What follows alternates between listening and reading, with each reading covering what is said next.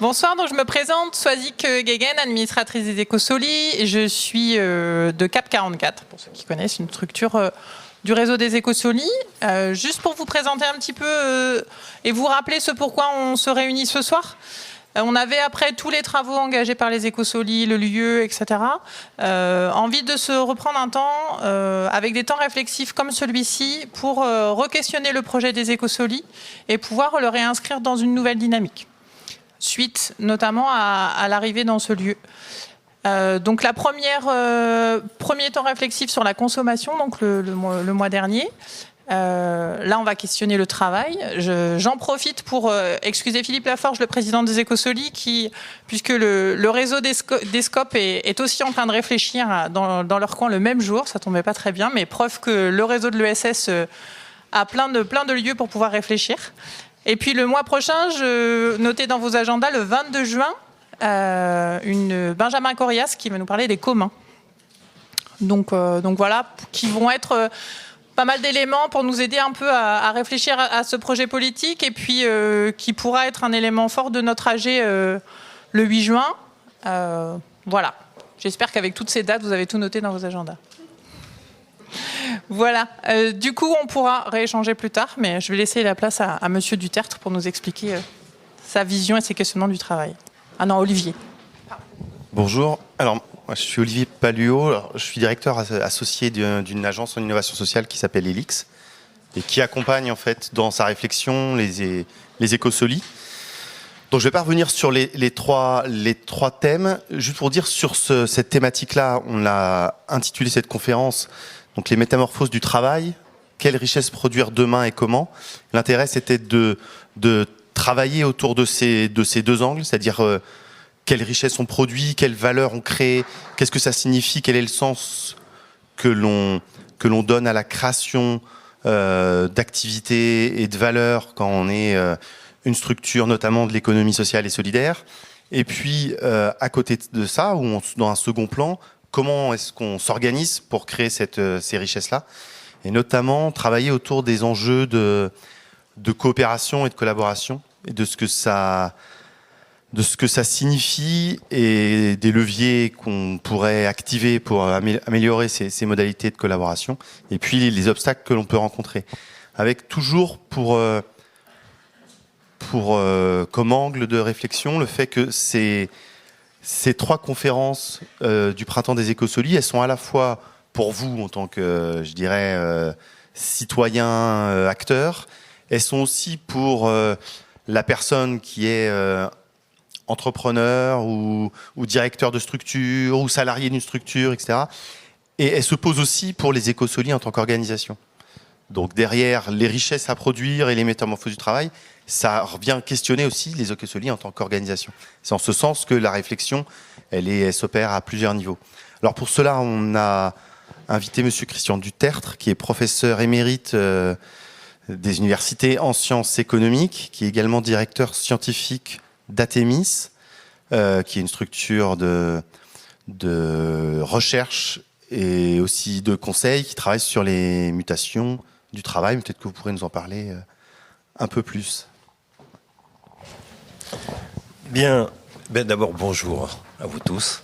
C'est un plaisir pour moi à chaque fois d'être invité et de pouvoir engager une discussion avec des personnes qui ont bien entendu une expérience différente de la mienne, et donc d'avoir des réactions à l'avancée un peu de nos réflexions. Atemis, c'est un laboratoire qui associe des chercheurs en sciences sociales et puis aussi des consultants qui sont intéressés par la recherche pour à la fois accompagner des entreprises, des collectivités territoriales, des associations, toutes sortes d'acteurs, dans une perspective de changement du travail. Une de nos préoccupations majeures, c'est celle de savoir si on est en capacité aujourd'hui de renouer avec une perspective qui a un peu disparu ces dernières années, ces dernières décennies même, qui est d'essayer d'avoir une dynamique économique, sociale, qui permette de changer le travail de telle manière qu'on sorte de ces systèmes de subordination et d'aliénation. Est-ce que on pourrait renouer avec un travail émancipateur? Alors c'est une utopie folle, hein. Vous voyez, c'est une utopie, mais elle nous passionne Et nous sommes convaincus que finalement, quand au fond, chacun, dans la façon dont il s'engage dans son travail, est finalement à la recherche de cela. Un processus qui permet de s'émanciper et de sortir de l'aliénation. Or aujourd'hui, le travail, c'est plutôt une activité qui se manifeste par la dureté, par les difficultés, par ce qu'on appelle aujourd'hui les risques psychosociaux, qui vont à des situations dramatiques, puisque ce n'est pas simplement des situations qui amènent de l'angoisse, ce n'est pas simplement des situations qui amènent du stress, mais c'est aussi des situations qui amènent des dépressions, des burn-out, et également des suicides. Le travail est aujourd'hui, dans toute une série de situations, amène le pire. Amène le pire. Mais notre hypothèse et notre conviction, c'est que ce n'est pas une fatalité.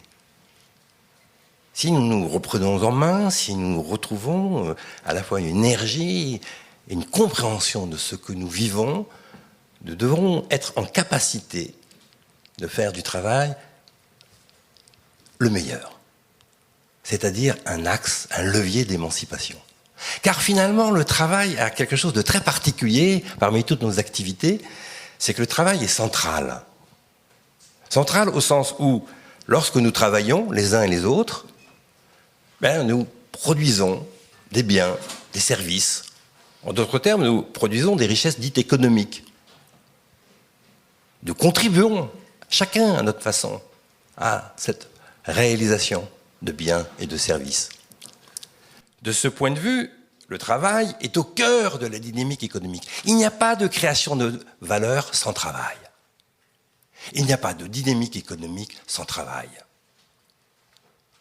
Il y a d'abord du travail, et c'est ça qui crée de la valeur.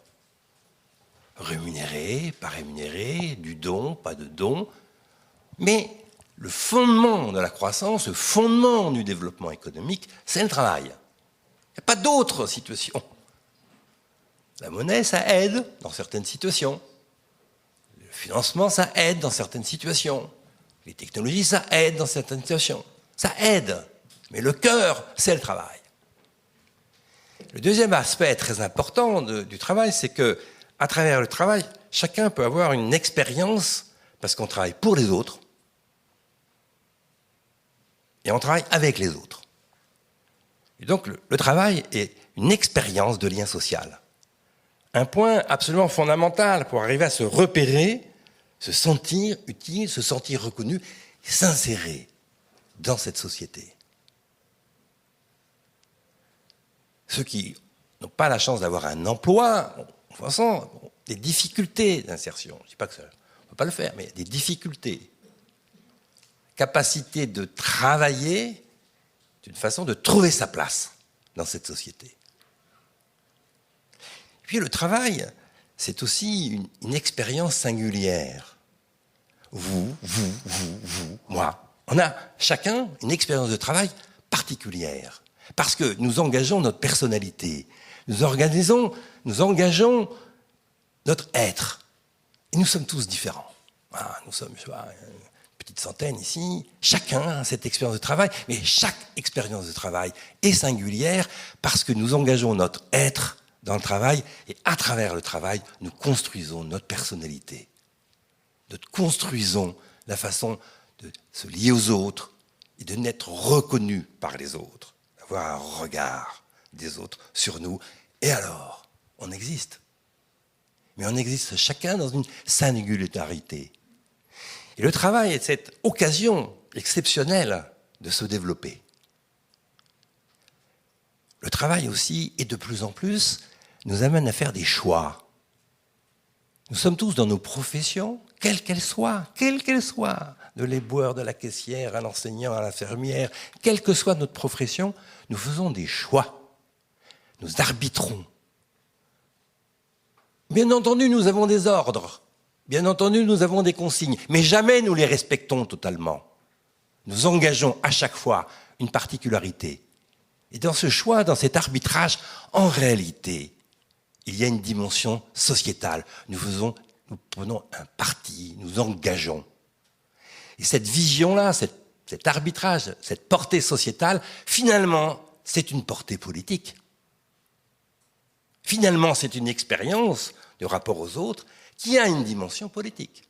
Alors vous vous rendez compte, le travail, c'est la production de richesse, c'est le lien social, c'est le développement de soi-même, et en même temps, c'est aussi une expérience qui nous permet de comprendre le monde et au besoin de faire des choix qui a une portée politique. Alors, pas politicienne, pas dans l'ordre de la scène politique, au sens des élections, des institutions politiques, mais malgré tout, politique au sens du vivre ensemble, de comment nous vivons ensemble. La question du travail est donc une question absolument fondamentale. Et notre point de vue, c'est qu'en s'intéressant par ce fil directeur, alors, nous pouvons envisager d'autres orientations de modèles économiques, d'autres orientations en matière sociétale, qui correspondent à des aspirations profondes aujourd'hui, qu'elles soient sociales, qu'elles soient la façon dont on est ensemble, sociétale, écologique.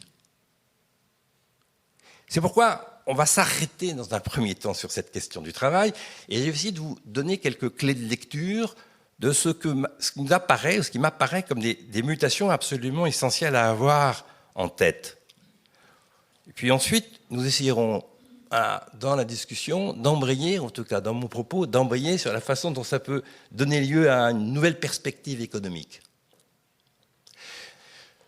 Si vous voulez, depuis 30 ans, en fait, on ne vit pas une crise économique. Pas de crise économique. On vit une mutation. Cette mutation est très longue. Bon, maintenant, je commence à avoir un peu d'âge, je commence à avoir un peu de bourlinguer. Ces mutations, je pense qu'elles arrivent au milieu, dans les années 80. À partir des années 80, on sent des transformations très profondes de nos sociétés et très profondes de la dynamique économique et du travail. Il y a une première mutation, si vous voulez, qui est essentielle, et le fait que pendant 200 ans, nous avons été habitués à une économie qui était tirée par l'industrie. Alors l'industrie était motrice de la croissance économique, du développement. On accédait aux biens, et cet accès aux biens nous permettait, à travers leur usage, d'accéder à un certain nombre de facilités ou d'améliorer les conditions de vie. L'industrie était motrice, elle était aussi repère. Par exemple, l'agriculture s'est industrialisée. Les services se sont industrialisés. Et donc, dans ce processus d'industrialisation, toute une série de choses ont trouvé une forme d'aboutissement, ont trouvé un moyen, cette dynamique a donné un moyen de répondre aux besoins des populations. Par exemple, alimentaires, par exemple de santé avec les médicaments, bien d'autres questions. Et en même temps, cette dynamique industrielle, elle bute, je reparlerai sur des limites considérables à l'heure actuelle. Et en dehors des limites contre lesquelles elle bute, ce que l'on voit apparaître, c'est que progressivement, un autre type de dynamique économique arrive, se développe, devient de plus en plus motrice, c'est les activités de service. Les activités de service, si vous voulez, ont pris une ampleur absolument considérable depuis les années 80. Et c'est tant mieux, finalement. Mais c'est bien qu'on accède à de nouveaux types de services dans des domaines différents. Mais en même temps, ces activités de service changent assez profondément le travail. Pourquoi ? Pour deux raisons. La première raison, c'est que dans le service, vous êtes toujours, ou pratiquement toujours, amené à coopérer avec le bénéficiaire du service.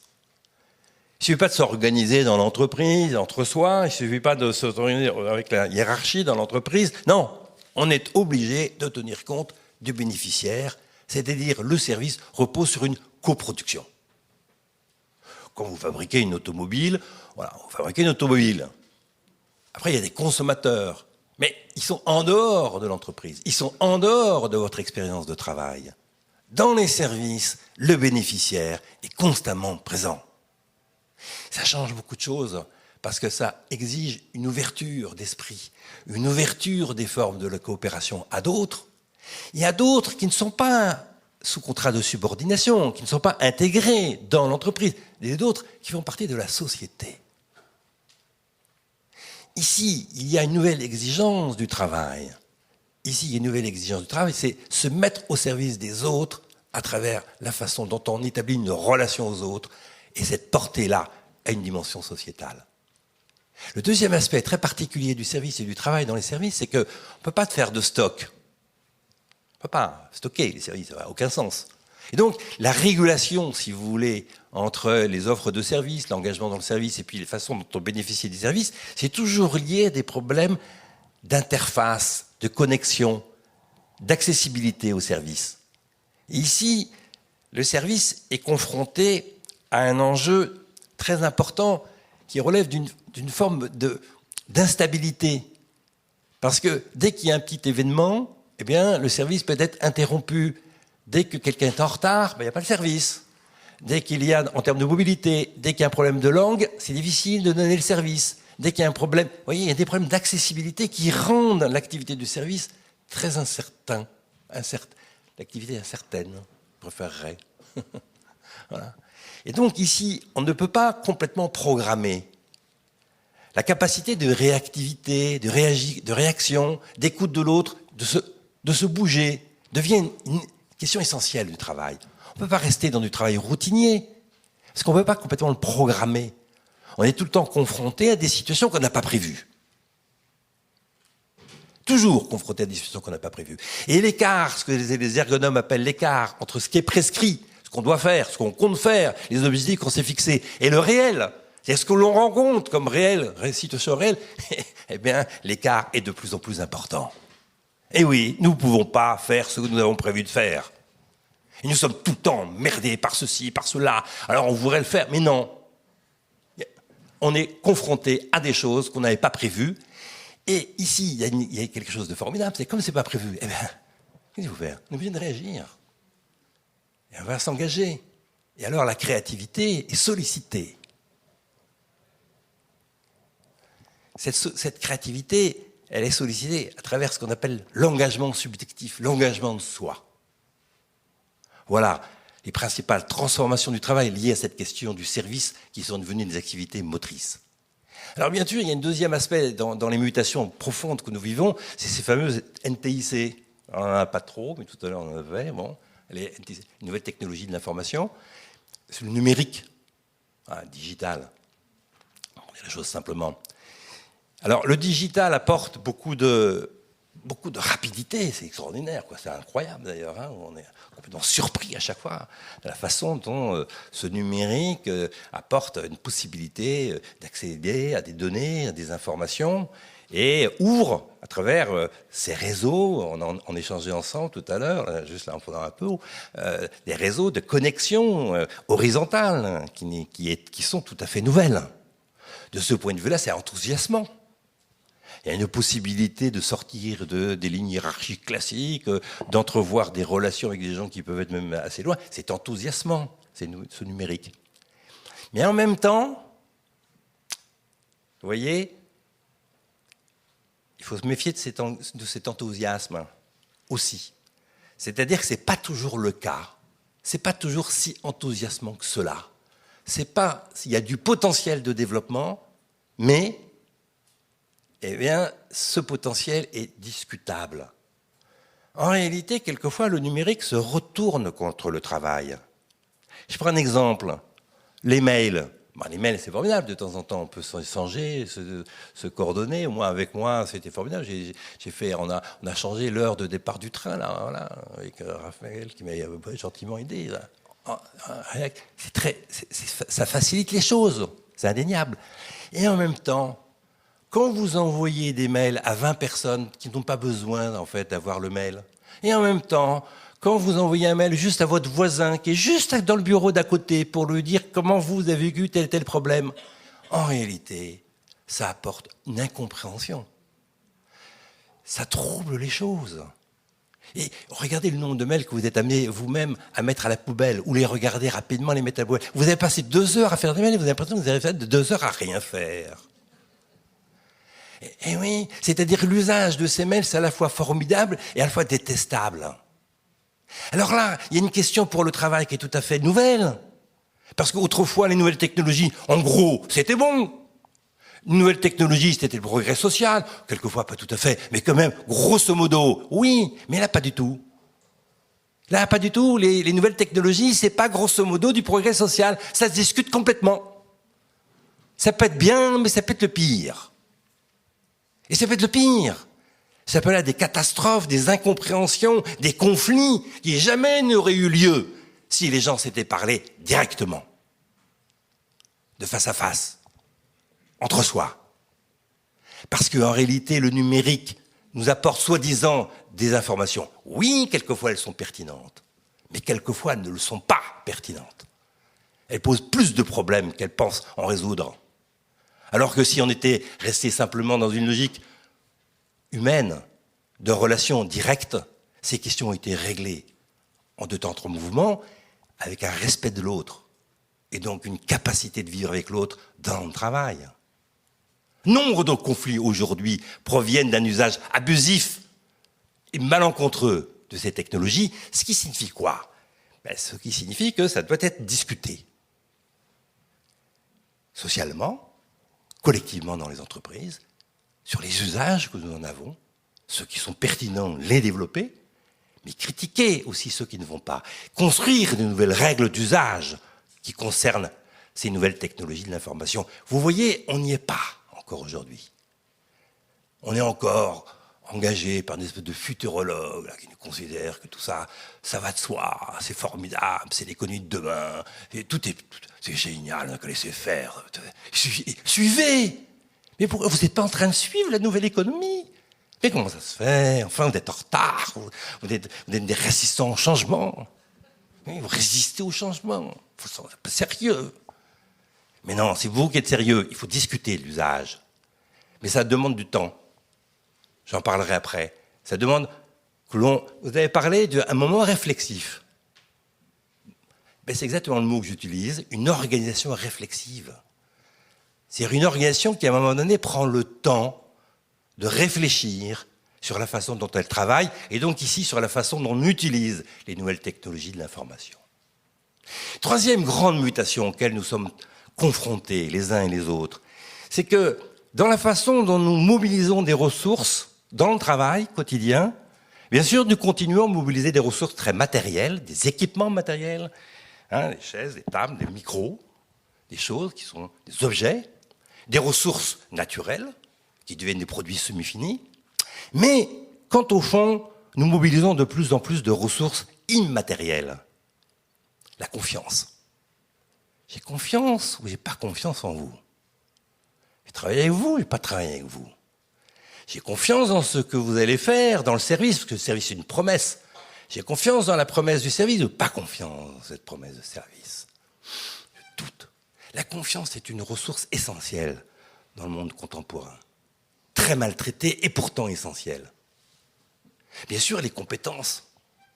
Mais les compétences, ce ne sont pas simplement les dimensions des qualifications des uns et d'autres, ce qu'on a appris à l'école ou ce qu'on a appris à travers les formations continues. Les compétences, c'est une aptitude à faire face à l'incertain. C'est une aptitude à faire face à l'inconnu. Mais cette aptitude, elle n'est pas individuelle. Elle est toujours collective. Regardez, quelqu'un, on lui dit ici, il est compétent. Oh, il est compétent. Vous le déplacez, tout d'un coup, il est plus compétent. C'est la même personne. Vous le déplacez, il est plus compétent. Et lui, c'est un bras cassé, franchement. Mais non, viens, dans ce service-là, il devient compétent. Vous voyez, la compétence, elle n'est pas consubstantielle aux uns et aux autres. Elle est organisationnelle et collective. C'est une ressource exceptionnelle. Mais attention à un usage trop ancien de la question de la compétence, trop tourné vers la question des connaissances. Les compétences sont beaucoup plus liées à la qualité des relations dans le collectif de travail et dans le rapport avec la hiérarchie. En d'autres termes, les compétences sont d'abord situées et collectives. Autre ressource très importante que nous mobilisons, c'est la santé. La santé, on peut le voir de manière négative, la santé qui se détruit, la santé qui s'appauvrit, qui est altérée. Mais on peut voir la santé aussi comme une ressource, une créativité, une joie de vivre, une joie d'entreprendre. On est ici dans l'Écosolide, c'est bien pour, à des moments, accompagner ces nouvelles entreprises, ces nouveaux créateurs, dans la joie d'entreprendre. La santé est alors une ressource considérable. Et vous voyez que les compétences, on peut en donner d'autres, les compétences, la santé et la confiance sont des ressources de plus en plus stratégiques dans la façon dont nous engageons notre travail. Mais bien entendu, si on passe de ressources matérielles aux ressources immatérielles, alors comment va-t-on les développer? Comment va-t-on les reconnaître aussi? Sans jugement de valeur sur les personnes, comment va-t-on pouvoir les reconnaître? Ça pose des enjeux tout à fait nouveaux au travail. Parce que ce n'est pas mesurable et ce n'est pas dénombrable. Vous pouvez dire, j'ai utilisé 3 projecteurs. Ici, il y a une quarantaine, une cinquantaine, une centaine de chaises pour faire cette conférence. Donc on peut dénombrer ces ressources et on peut du coup les stocker ou pas, les utiliser. Mais les ressources immatérielles, la confiance, les compétences que nous développons ici, tous ensemble, c'est pas mesurable. Et en même temps, ça a quelque chose d'extraordinaire, ces ressources, parce que ce sont des ressources qui peuvent se développer avec l'expérience du travail. Vous voyez, toutes les ressources matérielles, elles sont usées. Au bout d'un certain temps, vos chaises, il va falloir les changer, quoi. Elles sont plus faciles à aborder. Et donc, plus vous allez les utiliser, plus ces chaises vont se dégrader. Et à un moment donné, bon, voilà, c'est terminé. On va essayer de les recycler, mais c'est pas toujours très simple non plus de recycler. Eh bien, donc, en d'autres termes, les ressources matérielles s'usent. Derrière, il y a des logiques d'amortissement sur le plan comptable, économique. Mais ces ressources immatérielles, elles ont quelque chose d'exceptionnel. C'est que si nous soignons l'organisation, si nous soignons le management, si nous soignons le sens du travail, ces ressources immatérielles peuvent se développer à l'occasion du travail, à l'occasion de l'expérience productive. Et donc on a une ressource qui peut être en développement selon la qualité du modèle économique et du modèle d'organisation que nous mettons en œuvre. C'est une chance incroyable. C'est une chance formidable. Il faut s'en saisir. La quatrième mutation, c'est ce fameux phénomène de globalisation qui nous embête bien. On est bien emmerdé avec ce truc-là, je dois dire, ça c'est sûr. Couplé en plus d'une logique de financiarisation, c'est-à-dire avec une finance qui tourne en rond complètement un peu. Hein. Bon, la finance n'est plus au service du développement économique, la finance tourne pour elle-même. Donc on sent bien qu'elle a quelque chose qui est complètement à part. Je ne vais pas m'étendre sur la crise et les questions financières parce que je m'engagerais à faire une autre conférence. Mais on voit bien que ça débloque. Mais en même temps, parallèlement à cette globalisation, il y a quelque chose qui naît. D'ailleurs, c'en est l'expression ici, puisque vous en êtes l'esprit. Un esprit territorial, une renaissance des activités ancrées dans les territoires, qui retrouvent du sens parce qu'ils sont au service des territoires. Il y a bien entendu la globalisation qui nous pose des tas de questions, mais en même temps, parallèlement, émergent des initiatives comme la vôtre, qui sont profondément ancrées dans le territoire, en particulier aussi, on va en parler tout à l'heure, des territoires zéro chômeur. Le territoire est une source de vie et une source de renouvellement des modèles économiques et de travail considérable. Alors bien entendu, on a tendance à regarder ce qui ne va pas et donc regarder l'impact négatif de la globalisation dans toute une série de situations, notamment de destruction d'emplois industriels. Mais en même temps, parallèlement à ce phénomène-là, se développent aussi des logiques territoriales majeures qui redonnent des capacités de renouvellement de la coopération située absolument formidable. La dernière mutation, c'est les mutations écologiques. Si vous voulez, on ne s'est pas trop préoccupé des enjeux de notre planète, de la biodiversité, notamment, climat, derrière, zone, couche d'ozone, et on sent bien que là, les uns et les autres, que le modèle industriel, en développant, d'abord en recherchant toutes ces ressources naturelles et en développant constamment des logiques de volume, toujours produire plus, eh bien, pose des enjeux écologiques majeurs. Et ça affecte le travail. Parce que ça affecte aussi le sens du travail. Quand j'étais un jeune garçon, il y avait des voitures qu'on appelait tout simplement les 4 chevaux, les dauphines, hein, des voitures simples, hein, chez Renault. On était ouvrier chez Renault, tout en bas, OS de chez Renault, OS 1, niveau mini, mais on contribuait à produire une voiture, Renault, que toute la population considérait comme utile. On était engagé dans une production industrielle et à travers l'usage qu'il y avait de ce produit, il y avait de fait une reconnaissance sociétale de son propre travail. Mais aujourd'hui, cette reconnaissance, elle a disparu parce qu'il y a un sens profond du fait, profond partagé par un très grand nombre de personnes, sur le fait que ce que l'on produit pose des problèmes gigantesques à la planète. Produire des automobiles qui polluent, qui créent des accidents, qui ensuite font des embouteillages, il y a un gros problème. Produire des médicaments, des antibiotiques, des vaccins, qui sont contestés aujourd'hui, compte tenu des problèmes de santé. Produire des produits alimentaires, qui sont aujourd'hui contestés du point de vue des conditions dans lesquelles ils sont réalisés et qui portent en germe des atteintes à la santé publique. Vous sentez bien qu'ici, il y a une remise en cause très profonde sur le plan écologique du sens de ce que nous faisons. Et ne croyons pas que ce sont seulement les écologistes qui pensent comme ça. C'est profondément ancré dans la population. Il y a un doute incroyable sur le sens de ce que nous faisons qui a un impact sur la question du travail. Le travail est confronté au sens, notamment écologique, de sa finalité. Toutes ces mutations créent une situation de tension dans le travail majeure. Le sens est atteint assez profondément et les modes de reconnaissance du travail également. Et la grosse difficulté, c'est que lorsque les personnes ne sont pas reconnues, eh bien, qu'est-ce qui se passe lorsqu'elles ne sont pas reconnues?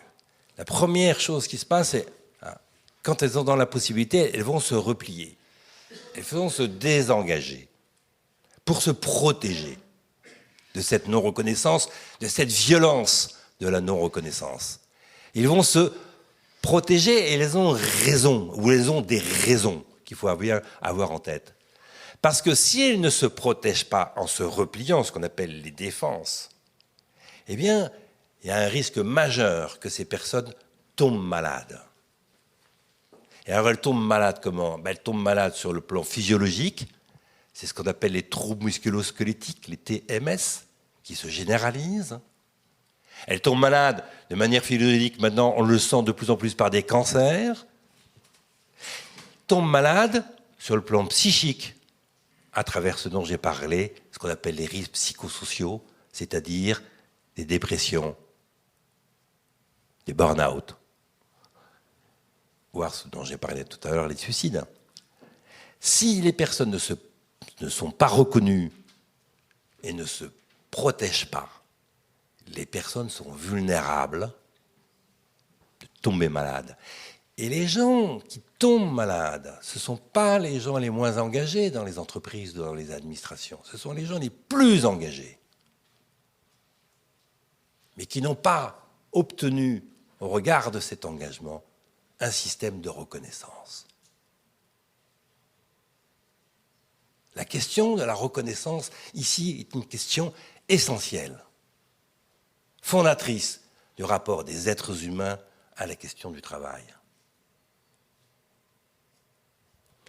Alors, bien entendu, la question qui se pose maintenant, je ne suis pas trop long, ça va? Parce que 5 minutes, oula, d'accord. Oula. La question qui se pose, voilà, il y a à la fois des opportunités et en même temps des vraies difficultés, des difficultés sérieuses. Alors, est-ce qu'on peut essayer de dessiner, esquisser ensemble une orientation qui nous sorte des aspects les plus terribles que je vous ai décrits, Parce qu'en même temps, dans ce que je vous ai décrit, à chaque fois, il y a des ressources formidables à utiliser. Et donc, il y a un potentiel. Le fond de ma pensée, c'est que ce potentiel ne peut se déployer que s'il y a deux conditions. La première condition, c'est de changer de modèle économique. Première condition, changer de modèle économique, sortir du modèle industriel, financiarisé. Et la deuxième condition, c'est changer de forme d'organisation du travail et promouvoir ce que j'appelle l'organisation réflexive. Le modèle industriel, si vous voulez, il est pernicieux parce que non seulement il se développe dans les activités manufacturières, production d'automobiles, production de chaussures, on évoquait les chaussures tout à l'heure ensemble, de chaises, etc. Mais cette logique industrielle, elle peut aussi se développer dans l'agriculture, elle peut aussi se développer dans les services. Et elle est pernicieuse parce que c'est une logique qui va toujours mettre en avant une rentabilité des entreprises et une pérennité financière des entreprises fondée sur la capacité d'augmenter les volumes de production. Augmenter toujours le volume de production sans se poser la question de la finalité de l'usage des biens ou des services. Sans se poser cette question-là. Or, toute une série de produits, aujourd'hui, qu'ils soient manufacturiers, toute une série de services, qui peuvent être des services comme des quasi-biens, en fait, ne sont pas utiles ou ont des utilités discutables. Je ne dis pas que l'automobile n'est pas utile, mais dans un certain nombre de conditions, oui, l'automobile est nuisible. En termes de pollution, en termes d'embouteillage. Et les embouteillages, ce n'est pas simplement un problème de temps. Moins vous avez de moyens financiers, plus vous êtes amené à vous éloigner du centre-ville, parce que le foncier dépend de cette question, de la mobilité et d'accès aux services de centre-ville. En d'autres termes, les embouteillages, c'est aussi l'accroissement des inégalités sociales. Il y a une combinaison de phénomènes qui jouent ensemble. Mais dans d'autres situations, heureusement qu'il y a l'automobile. Donc ce n'est pas un acte comment dirais-je, de négation de ce bien, mais c'est une interrogation aux conditions de l'usage du bien. Au lieu de nous arrêter au bien, intéressons-nous à son usage et de savoir si ça rend service ou si ça ne rend pas service. Dans un certain nombre de situations, ça ne rend pas service. Alors, il faut inventer des systèmes de mobilité, des systèmes d'intermodalité, de systèmes de transport. Alors, au besoin, il faut inventer aussi le non-transport, c'est-à-dire le fait qu'il y ait des tiers-lieux où les gens puissent travailler à distance sans se transporter. Ce qui va décongestionner les embouteillages, ce qui va décongestionner les moments de blocage. Pensez la question, pas du transport, pas penser la question du bien, pensez le service de la mobilité. C'est-à-dire penser service. Pas penser production industrielle. Mettre l'industrie au service des services, c'est-à-dire mettre l'industrie au service de l'usage des biens. En quoi ça rend service ou ça ne rend pas service. C'est vrai pour le bien automobile, c'est vrai pour le monde de la santé, c'est vrai pour le monde de l'agriculture, c'est vrai pour le monde du maraîchage. Qu'est-ce que vous voulez? Y compris les entreprises d'insertion, y compris les entreprises de l'économie sociale et solidaire, peuvent être prises dans une logique industrielle. Moi, je suis, on en discutait tout à l'heure, ce qu'on appelle un PTCE, c'est le pôle territorial de coopération économique dans le Nord, qui est sur le bien-vivre alimentaire. Ben, le démarrage, le maraîchage, il trouve une certaine forme de rentabilité si son volume de production augmente en bio. Mais si tout le monde augmente le volume en bio, on va être gavé de bio. C'est mieux que de pas bio. Mais à un moment donné, vous voyez, on est complètement gavé. Où va se jouer le développement de ces activités? Sur quoi va reposer l'assertion? Mais il y a un problème. Il y a une question. On ne peut pas rester dans une logique industrielle, y compris l'économie sociale et solidaire, y compris les entreprises d'insertion. Alors, il faut inventer autre chose. C'est ce que fait d'ailleurs ce pôle, de manière très créative, incroyable. C'est-à-dire qu'il développe à travers le maraîchage autour toute une série d'activités qui sont des activités de service, formation, à la cuisine, parce que ce n'est pas la même cuisine, mise sous pot, repas, restauration, tourisme, incroyable, culture, des activités de service qui se diversifient. Et l'alimentaire devient un aspect, exactement la production des aliments devient un élément simplement de l'activité globale. Et le développement ne repose plus sur la production uniquement de ces biens, mais repose sur le développement des services. En quoi c'est un élément indispensable de rendre service dans le bien-vivre alimentaire? Et le bien-vivre alimentaire, c'est des tas de questions que je découvre, parce que je les découvre avec eux, y compris de santé, plein de domaines. En d'autres termes, à partir de quelque chose qui apparaît très matériel, la production de carottes, de choux, de salades, rien de très exceptionnel, bio, voilà, tant mieux. Voilà. Et derrière se greffe une série d'activités, de services qui donnent une nouvelle perspective et du coup qui permettent de sortir du modèle industriel de cette agriculture pour rentrer dans une logique de service en se posant la question à quoi ça sert, en quoi ça rend service aux populations, aux territoires, aux habitants de tel ou tel territoire. J'ai pris ces deux exemples de la mobilité et de la question du maraîchage comme exemple pour vous illustrer la possibilité d'envisager différemment la dynamique économique et d'envisager différemment les objets sur lesquels ça repose en considérant que arrêtons de nous focaliser sur les biens, regardons plutôt la dynamique des services. Alors, cette dynamique des services, elle va exiger des changements de comportement. Ce n'est pas que l'entreprise, ce n'est pas que l'entreprise d'insertion, du maraîchage qui doit bouger. C'est aussi nous, comme consommateurs, nous, comme mangeurs, pour utiliser l'expression qu'ils ont adorée, qui nous appellent, vous êtes tous des mangeurs. Voilà. Mais, changeons de comportement. Engageons-nous. C'est-à-dire, au lieu de changer tout le temps, là, j'ai les carottes là, demain j'achète le chou ici, après je reviens sur mes décisions, j'ai plus de chou, j'ai un peu grossi, il faut que j'enlève. Non, ça c'est insupportable. Ça donne aucune lisibilité pour les entreprises de maraîchage, aucune perspective économique.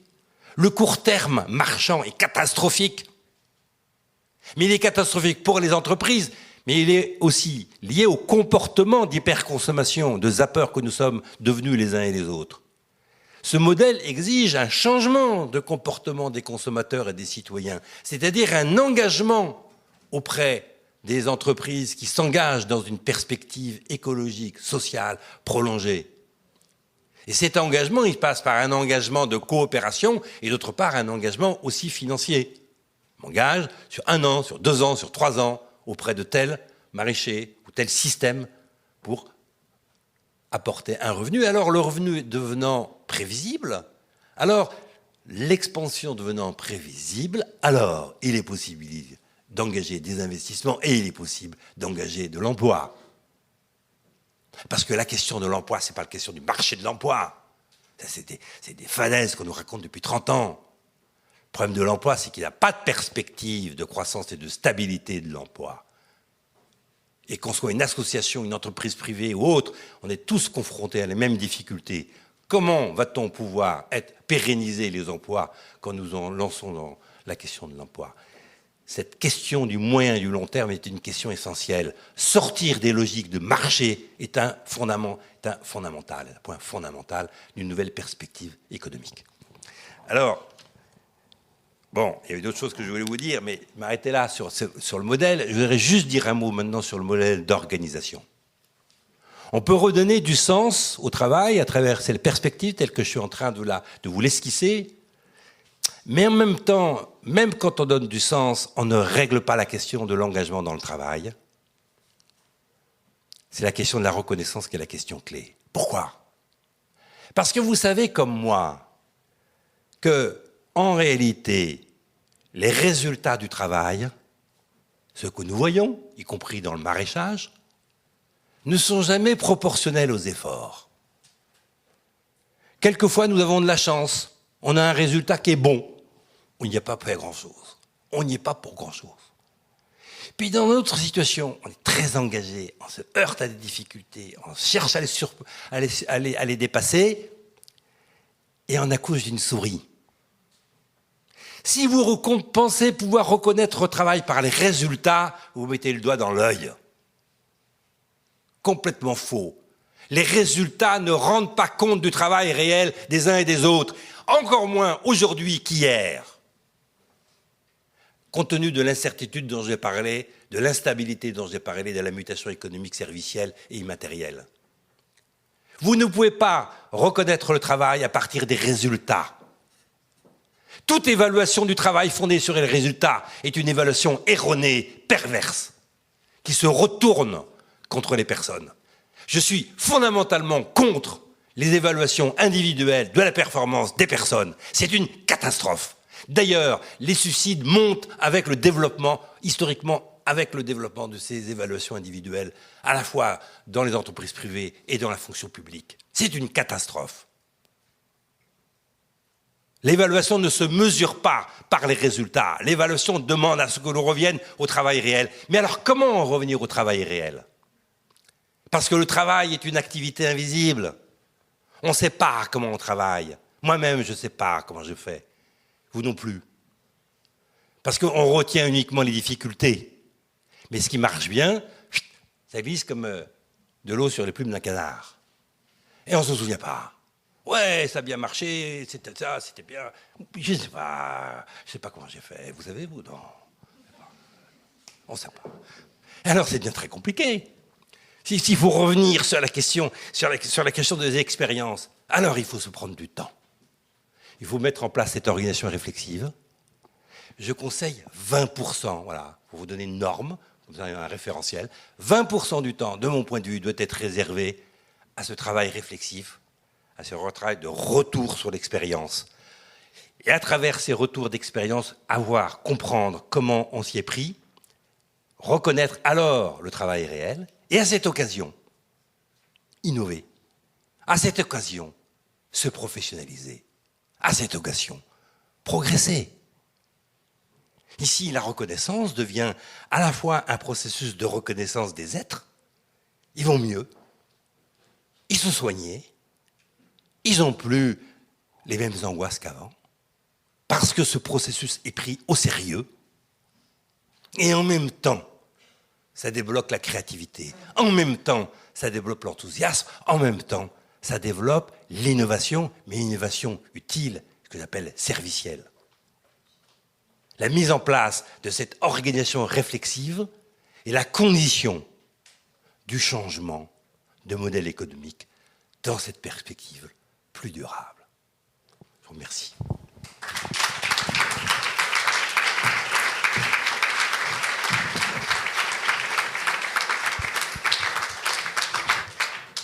Merci.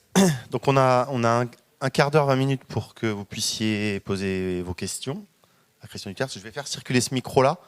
Comme c'est enregistré, pensez bien à parler dans le micro. Vous avez donc levé le doigt pour ceux qui ont des questions. Idéalement, on va prendre 3-4 questions. Ça permettra d'avoir un propos concis et rassemblé. Je vous en prie, monsieur. Je voulais connaître votre opinion par rapport à ce qu'on entend aussi aujourd'hui, l'entreprise libérée. Pour vous, tout ça, ça veut dire quoi ? Deuxième. Ouais. Est-ce que vous avez des cas pratiques justement d'entreprises qui auraient déjà expérimenté ces 20% de temps dédié à la réflexivité ? Et moi, j'aurais voulu avoir votre point de vue sur les questions d'agilité qui sont très répandues dans les organisations comme nouvelle solution, et je pense qu'on nous vend un peu des blagues avec ça. Je voulais vous questionner sur aussi la question du service. Aujourd'hui, on parle beaucoup des livreurs à vélo, donc qui rendent les livreurs à vélo type Deliveroo, Take Easy, qui rendent un vrai service puisqu'ils viennent livrer le repas à domicile. Donc effectivement, ça pose des questions d'organisation de l'entreprise, mais voilà, quel est votre point de vue par rapport à cette multiplication des services et aussi à cette multiplication des emplois peut-être précaires ? Bonjour, moi j'ai une question par rapport à la possible résistance que crée le cadre préexistant, notamment le cadre d'un système économique fondé sur l'industrie, sur la logique industrielle dont vous parliez. Voilà, un peu le conflit entre comment on crée la réalité d'une organisation réflexive dans un cadre préexistant fondé sur une logique industrielle. Bon, merci beaucoup pour toutes ces questions. Je vais commencer par l'agilité. Bon, il y a beaucoup d'expressions comme ça qui circulent. En soi, on ne peut pas être contre l'agilité. Il y a quelqu'un aujourd'hui qui est contre l'agilité? Voilà, vous voyez, être contre l'agilité. Alors, qu'est-ce qu'on veut dire derrière? Bon. La difficulté, c'est la suivante, c'est que nous sommes dans une situation en pleine mutation et il y a des spécialistes de la sémantique qui ne signifie rien.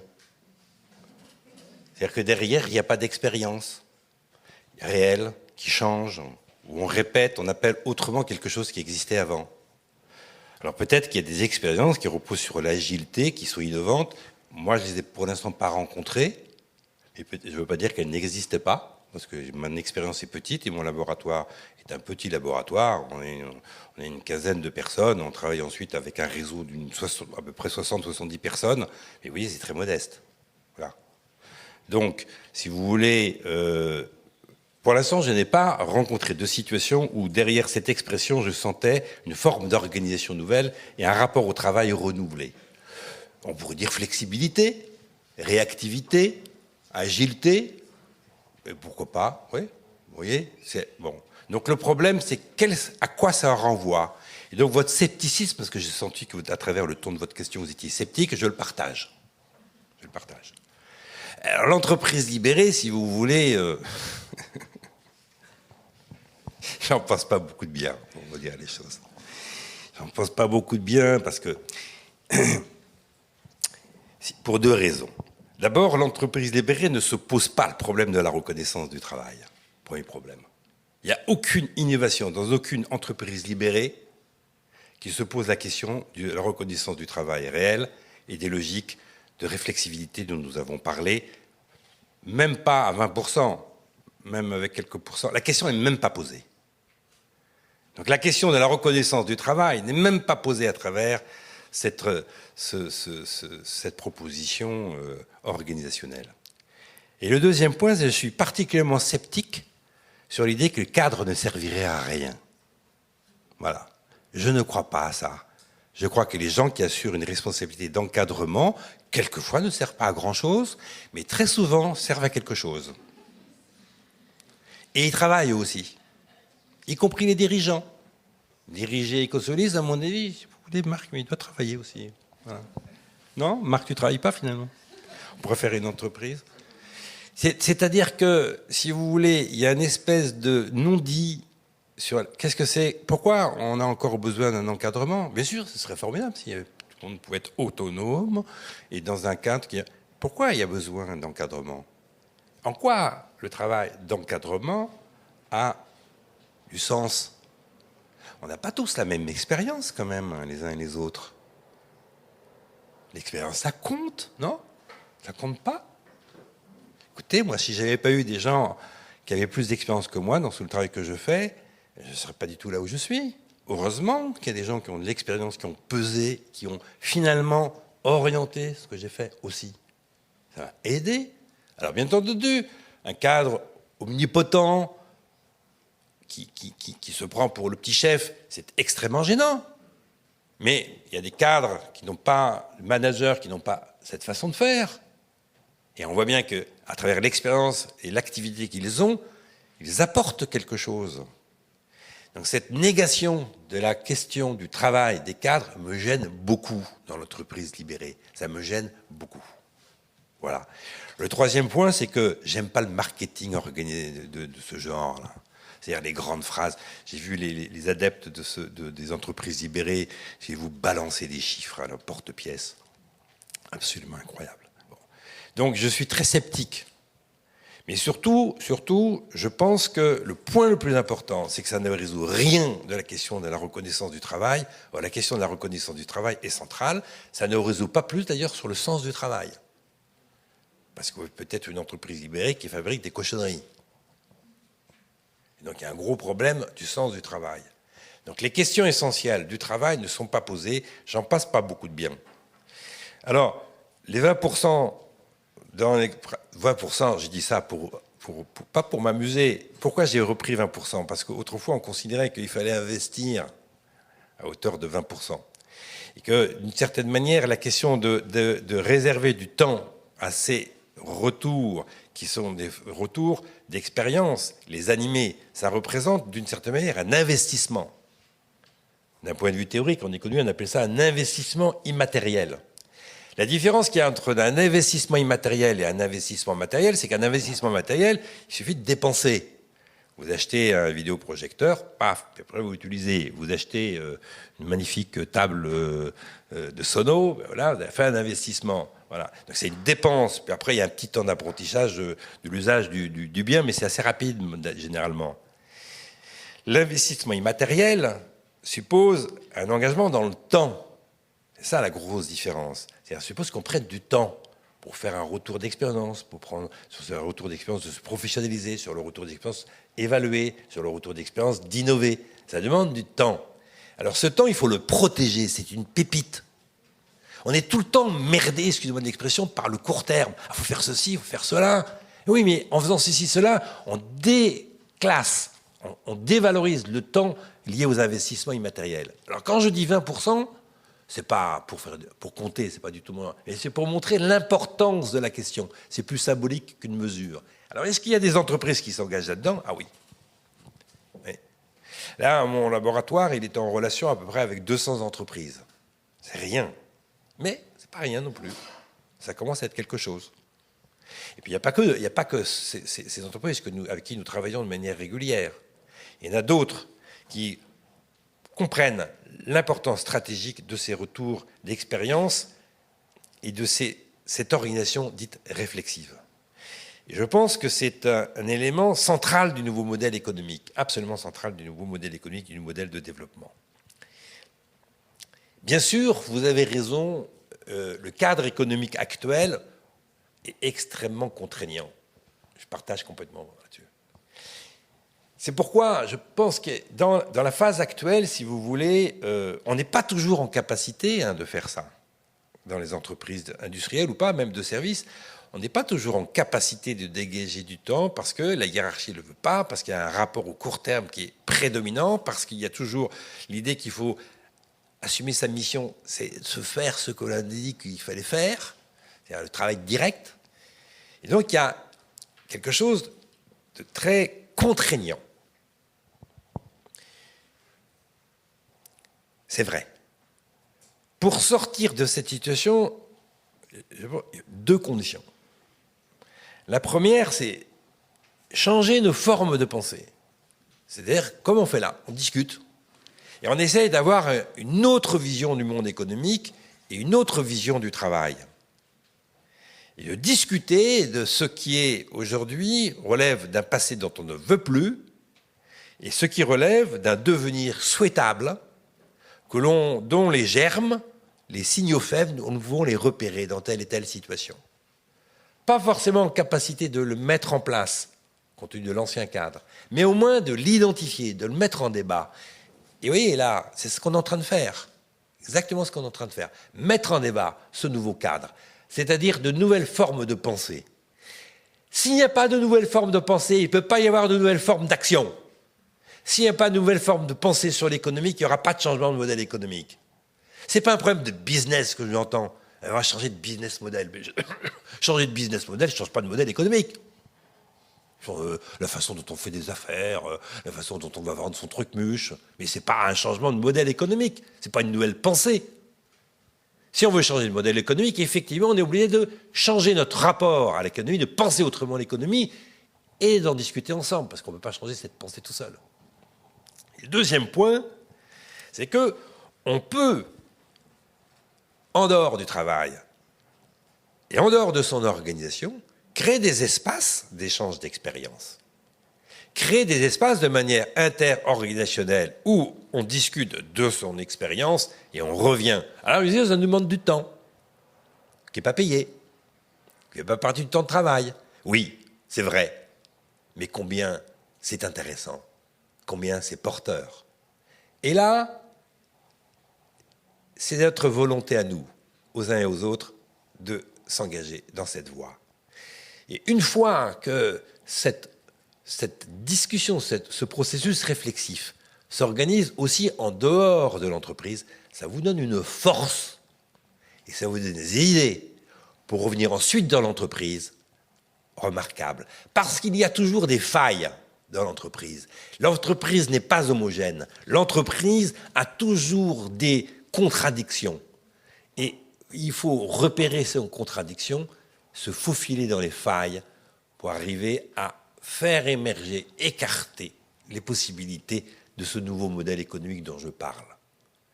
Donc le carcan est là, vous avez tout à fait raison, mais on peut, si on le souhaite, si on prend la décision de s'organiser en dehors pour trouver plus de force pour y revenir. Et puis quand on a la chance d'être dans une entreprise où cette question peut être posée, alors il ne faut surtout pas passer à côté. Alors, je terminerai sur la question des services, c'est-à-dire est-ce que finalement les services, en prenant les services à livraison à domicile, créent de nouvelles activités qu'on pourrait dire souhaitables. Service ne veut pas dire, activité de service ne veut pas dire rendre service au sens global du terme. On peut malheureusement avoir des services engagés dans une logique très industrielle. Or, toute cette ubérisation des services à domicile repose sur une déstabilisation des services, on va dire, plus classiques de distribution, par le fait que grande partie des charges sociales assumées par ces nouvelles entreprises se fondent au soleil. En d'autres termes, il y a, à travers cette ubérisation, un rapport à la question du service qui se retourne contre la question de l'emploi et la question du travail. Moi, je ne crois pas que cette ubérisation va avoir un avenir prometteur. Voilà. Alors, on peut en discuter. Je pense que le pain blanc est... Parce qu'il va y avoir une réaction sociétale à cette... qui n'est pas du service, qui est une espèce de piraterie sur la question de l'activité de service. Et je pense qu'il va y avoir un effet sociétal contre cette... extrêmement fort. Voilà, j'en vois quelques signes, mais bon, je ne vais pas les développer maintenant parce que ce n'est pas le sujet, puis il y a plein d'autres personnes à écouter. Bonsoir. J'accueille Laurent Grand-Guillaume, donc on va passer à nos témoins. Donc des gens qui... Alors Laurent, si vous voulez bien venir vous installer. En fait, qui fait partie d'un projet qui s'appelle Territoire Zéro Chômeur de longue durée. Donc, il se trouve que l'équipe de Territoire Zéro Chômeur de longue durée est située ici au Solilab, ce qui nous a donné l'occasion de le rencontrer et puis de lui proposer justement d'intervenir sur cette question justement du travail. Alors, ce qui est d'autant plus intéressant, c'est qu'il est également président, ou je sais pas, ou membre d'une fondation qui s'appelle Travailler Autrement et qui justement étudie les nouvelles formes de travail. Donc c'est vrai que on imagine qu'il y a plein de réponses que vous pouvez trouver aux enjeux qui ont été identifiés par Christian Duterte. Juste pour dire un peu ce que c'est que Territoire Zéro Chômeur de longue durée, ça part d'un calcul qui a été fait, je pense, par ATD Quart Monde au début. Donc c'est vraiment les associations qui s'occupent de la grande précarité et qui visent à justement compter un peu combien on dépense en dépenses sociales, quoi, RSA, CMU, plus les dépenses liées à l'emploi, plus ce qu'on pourrait imaginer du manque à gagner en impôts, en cotisations sociales. Bref, il y a un certain nombre de coûts qui sont induits au chômage. Et c'est justement d'utiliser ces montants pour créer des emplois dans des entreprises à but d'emploi. Et donc, Territoire Zéro Chômeur, c'est une expérimentation qui se passe au niveau national. Il y a 10 territoires qui sont déjà engagés.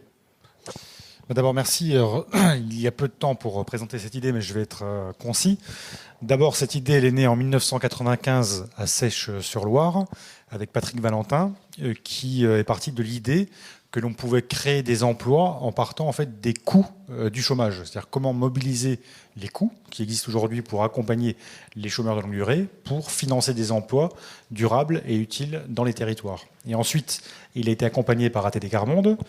Et après, j'ai porté une loi en tant que député, la loi d'expérimentation territoriale, donc visant à résorber le chômage longue durée, qui a été adoptée maintenant il y a 2 ans. Et cette loi, elle a été votée à l'unanimité à l'Assemblée nationale et à l'unanimité au Sénat. Elle a réuni l'unanimité aussi des partenaires sociaux autour de cette idée. Les 10 territoires ont été choisis au plan national pour expérimenter l'idée depuis donc la fin de l'année 2016. Alors il n'y a pas très loin Pipriac, Moléon. Au fond de la salle, vous avez Bernard Arru, qui est le directeur de l'association, Clémentine et toute l'équipe, puisque vous avez la chance d'avoir cette équipe ici à Nantes, donc dans les locaux de Solilab. Et puis il travaille bien évidemment aussi sur Paris, et on sera demain à l'Assemblée générale de l'association. Et donc cette idée, elle repose sur un consensus également local, c'est-à-dire que tous les acteurs locaux se réunissent dans le territoire, identifient les chômeurs de longue durée du territoire, inscrits ou non à Pôle emploi, identifient les activités qui vont être utiles pour le territoire, mais qui ne sont pas développées parce qu'elles sont aujourd'hui peu solvables. Et donc l'idée, c'est de créer des entreprises à but d'emploi dans le domaine de l'économie sociale et solidaire, qui vont disposer des coûts du chômage, c'est-à-dire environ 17 000 € par an et par personne, pour financer des emplois au SMIC en contrat à durée indéterminée, pour développer l'emploi dans le territoire. Et donc, dans ces 10 territoires, l'expérimentation avance. L'idée, c'est aussi l'objectif d'arriver à l'exhaustivité et à traiter l'exhaustivité des chômeurs de longue durée du territoire.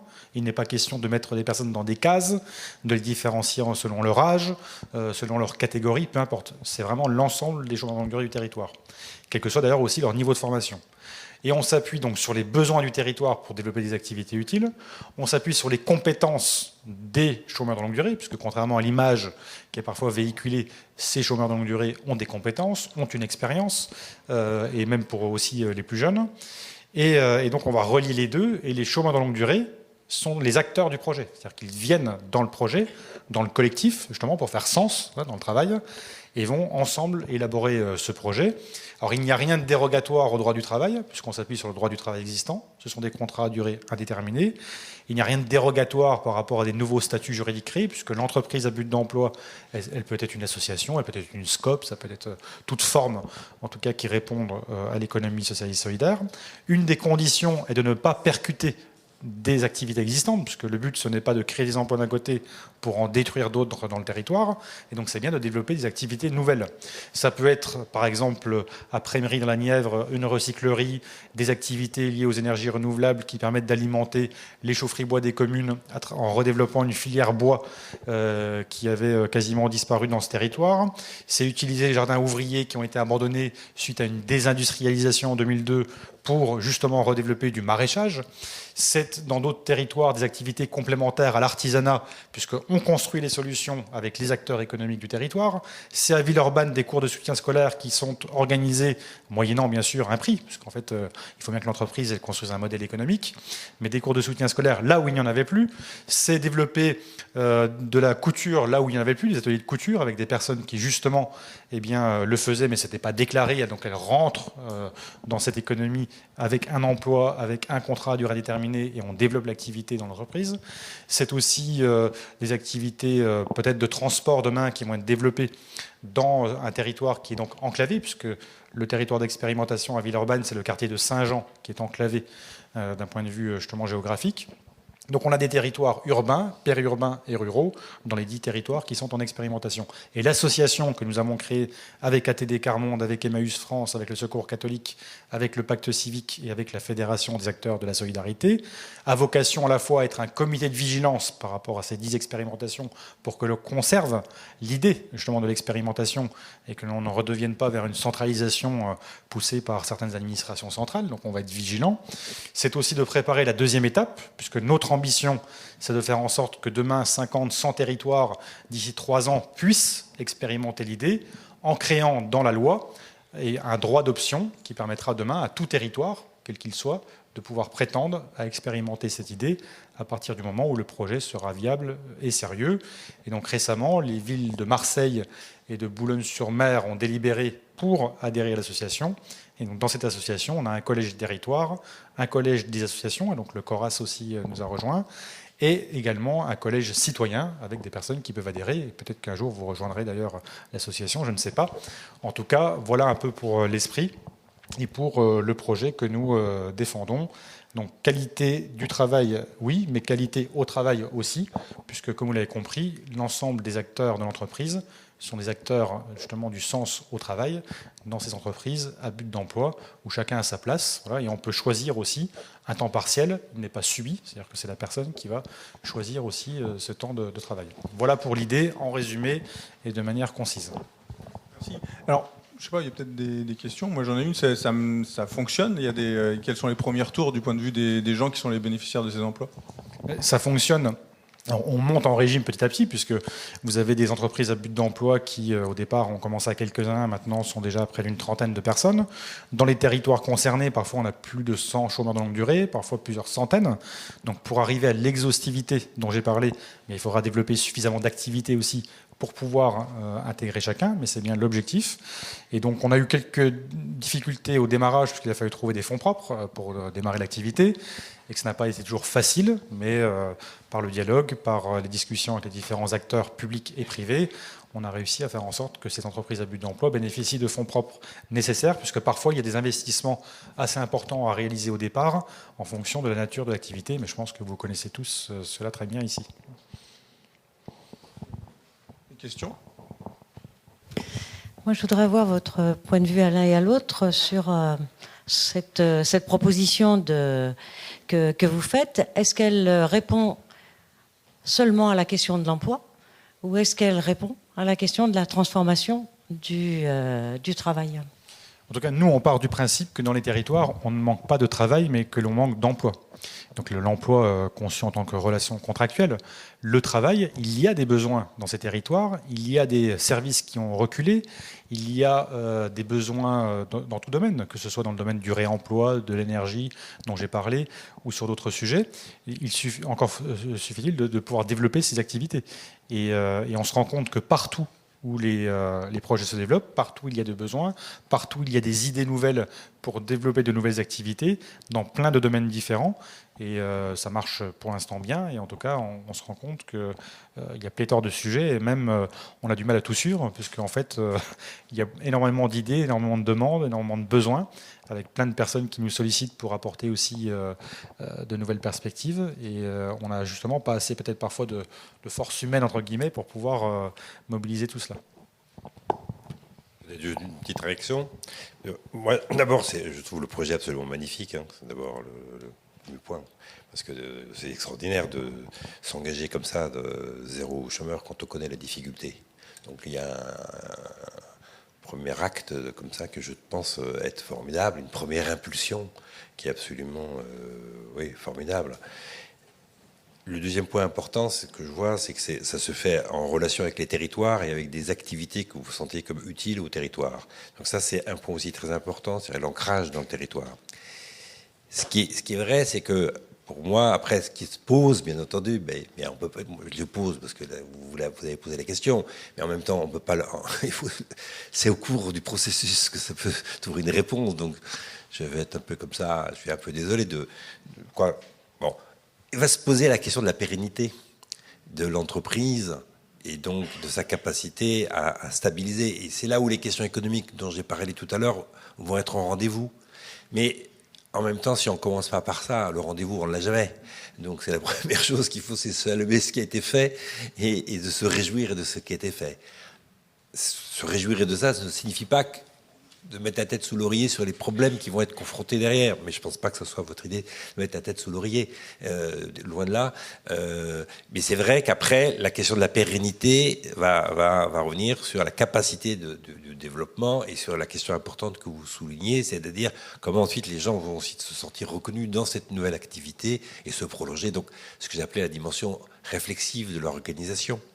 Voilà. Donc, les choses se font en dynamique.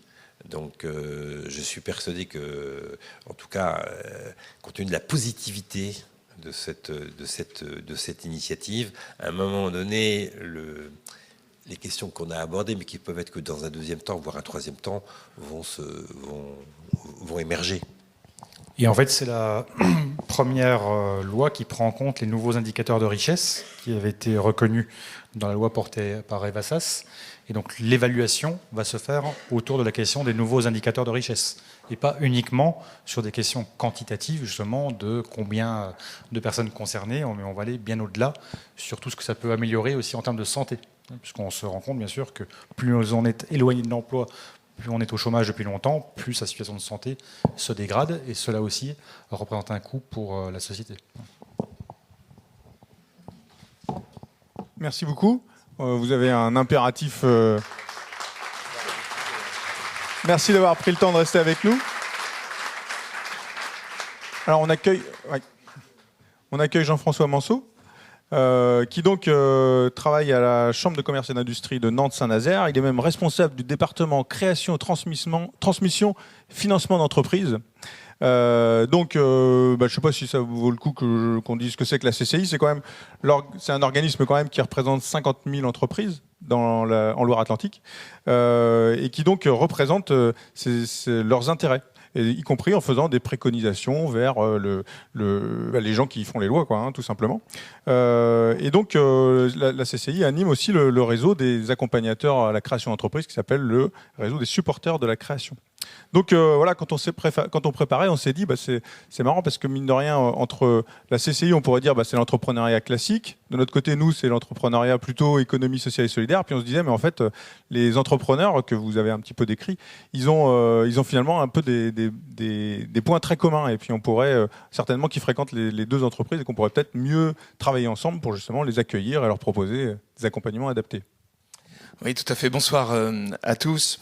En effet, peut-être la question, moi, que je me suis posée lors de nos échanges, c'est quel intérêt de voir ces entreprises dites de l'économie conventionnelle collaborer plus activement encore avec les entreprises de l'économie sociale et solidaire. Je me suis posé cette question-là, et puis j'ai été un petit peu, en préparant cette rapide intervention, essayer de voir quels étaient les indices que je pouvais trouver et vous proposer. Peut-être juste avant, vous donner un chiffre clé, c'est important de l'avoir en tête. On parle beaucoup d'entreprises ce soir et de création d'entreprises et d'emplois en particulier. Sur notre territoire, c'est 10 000 créations d'entreprises tous les ans sur le département de la Loire-Atlantique. Ayez ce chiffre en tête parce que c'est quand même un solde positif après la radiation des entreprises. Tous les ans, il y a aussi des entreprises qui disparaissent, mais c'est un solde positif autour de 3 500 entreprises. C'est-à-dire que tous les ans, nous avons grosso modo 3 500 entreprises nouvelles sur notre territoire. Et c'est pas quelque chose de récent, c'est pas quelque chose qui est arrivé cette année, ni l'année dernière, c'est quelque chose qui a vraiment commencé au moment du régime auto-entrepreneur. Donc je vous parle des années 2009-2010 avec un boost exponentiel de la création d'entreprises et la démocratisation de la création d'entreprises.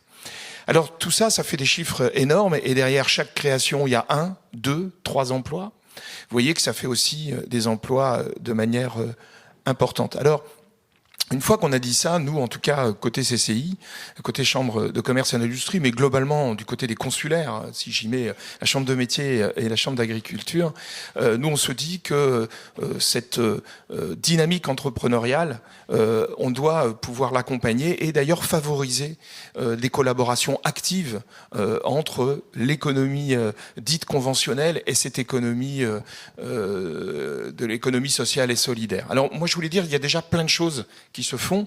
Un exemple, je suis invité ce soir pour parler avec vous par le Solilab et les Écosoli. On a déjà des collaborations qui sont importantes. J'ai en tête Charte Entreprises et Quartiers, dans lequel il y a des travaux qui sont faits avec des grandes entreprises. Je pense à Total et des entreprises de l'ESS.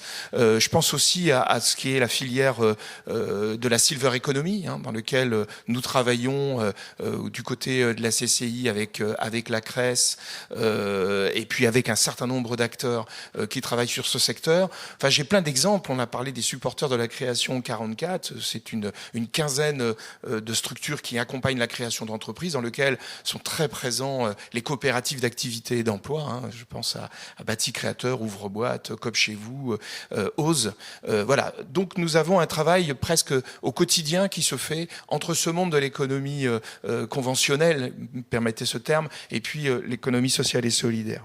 Alors, pourquoi cette collaboration, nous considérons, nous, qu'elle est primordiale. D'abord, on a, quand on rencontre des créateurs d'entreprises, tout type d'activité, ces créateurs d'entreprises, ils ont souvent deux objectifs que je qualifierais de primaires. L'objectif de créer de la richesse pour eux, pour ça qui créer de la valeur pour eux, et créer de la valeur pour les autres. Voilà. Quand on crée une entreprise, on veut créer de la valeur pour soi-même et on veut créer de la valeur pour les autres. Derrière le mot valeur, vous y mettrez ce que vous voulez. Ça peut être de l'argent, bien entendu, mais ça peut être aussi plein d'autres choses. Donc je veux créer quelque chose. Ils ont tous ce même objectif et c'est pour ça qu'ils veulent créer. Et puis on voit arriver maintenant, depuis quelques années, c'est plutôt récent à l'échelle de la création d'entreprises, c'est très récent, c'est 5-7 dernières années, on voit des nouveaux profils arriver et qui rajoutent des éléments dans leur projet de création d'entreprise. Ils veulent aller au-delà de ça. Alors bien sûr, il y a ces logiques de mieux partager le pouvoir. Je vais créer une entreprise et je vais établir une gouvernance particulière. On va revenir deux mots sur ce point-là. Ça concerne un peu les scopes en particulier, dans leur forme, en tout cas juridique, donc de partage plus large du pouvoir. Et puis on a aussi un souhait voir un meilleur partage des richesses. De voir la valeur ajoutée financière créée par l'activité bien un peu mieux répartir. Ça, c'est des choses qui sont assez communes maintenant sur les créateurs d'entreprises que l'on voit depuis ces 5-7 dernières années. On voit aussi des choses nouvelles. On en parlait tout à l'heure avec Christian Duterte. On voit des choses nouvelles apparaître, des ambitions qui vont encore un tout petit peu plus loin. Par exemple, bien sûr, de créer, de vivre d'une vision, c'est-à-dire vivre quelque chose qu'on ressent et on décide de le créer et de le vivre. La logique de reconnaître les talents des autres. Ce que j'expliquais, c'est des phénomènes assez nouveaux. Avant, le chef d'entreprise considérait être le talent de l'entreprise. Je ne suis pas péjoratif dans mon propos, j'ai beaucoup de respect pour tous les chefs d'entreprise, mais en tout cas, il considérait être le talent de l'entreprise, qui devait d'ailleurs tout savoir. Aujourd'hui, les nouveaux entrepreneurs, les créateurs, considèrent qu'ils n'auront jamais tous les talents, et que les talents, il faut qu'ils aillent les chercher chez leurs collaborateurs, qu'ils trouvent chez ces collaborateurs des talents qu'ils n'ont pas. Ça, c'est des nouvelles approches de la création d'entreprises, telles qu'on les voit aujourd'hui. Partager un but commun, ça, c'est des choses qui sont très, très vraies. Reconnaître, je l'ai dit, donner du sens à l'action, on en a parlé tout à l'heure. Christian Duterte en a parlé dans ses propos. Le sens que l'on veut donner à son activité, le sens que l'on veut donner à sa vie, c'est très, très présent aujourd'hui dans les principes de création d'entreprise. Et puis, il y a un autre élément qui a aussi été abordé, c'est le leadership des réseaux sociaux et des réseaux professionnels. Incroyable le nombre de jeunes entreprises qui prennent des décisions au regard des remontées d'informations qu'ils peuvent avoir à travers les réseaux sociaux ou à travers des réseaux professionnels. C'est une nouvelle modalité pour appréhender son activité, voire la modifier par rapport à ces éléments-là. C'est très nouveau, c'est lié à la puissance, ça a été dit, de ce digital et de ce numérique, mais ça a des impacts, on le voit dès à présent, sur la façon dont je vais créer mon entreprise. J'ai parlé des scopes tout à l'heure. Les scopes, nous, côté CCI, c'est des structures que l'on regarde un petit peu comme des entreprises laboratoires. nous avons au sein de notre gouvernance, à nous consulaires, des élus qui sont à la tête de Scope. C'est fini maintenant, mais Bruno Hugues de la Rose, qui était président de la CCI de Saint-Nazaire et ensuite de la CCI régionale à travers son entreprise IDEA, mais la SNAT qui fait partie de son groupe. La SNAT, vous le savez, est une entreprise en coopérative. Nous, on regarde ces entreprises-là parce qu'elles intéressent d'ailleurs bon nombre d'entreprises de l'économie conventionnelle.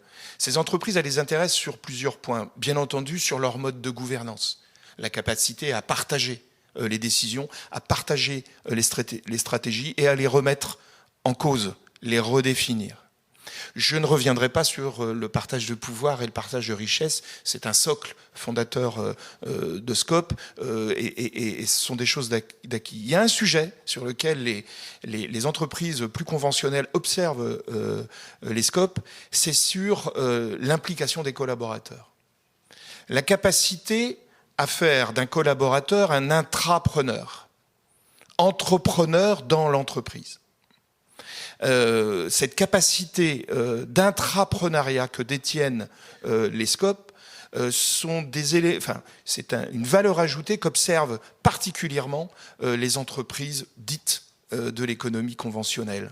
Pourquoi ? Parce que c'est leur point de fragilité.